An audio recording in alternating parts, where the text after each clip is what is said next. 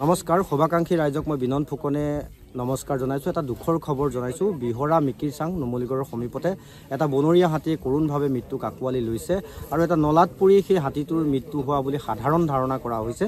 অকণমান সেই পৰিৱেশটো দেখুৱাম আৰু খুব দুখ লগা কথা, স্থানীয় লোক যোনে গম পায় সকলো ইয়ালৈ আহিছে আৰু সেৱা সৎকাৰ কৰাও দেখা গৈছে, সেৱা কৰা দেখা গৈছে ধূপ জ্বলাই।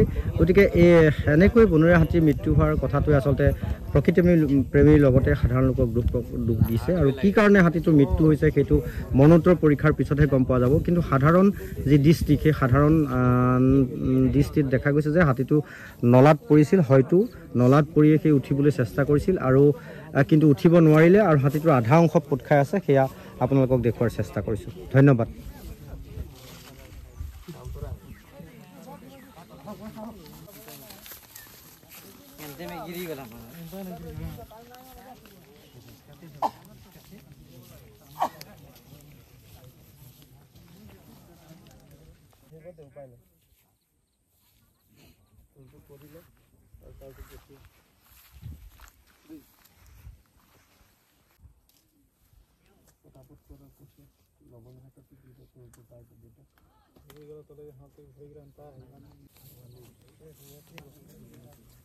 হাতীটো উঠাবৰ চেষ্টা কৰিছিলে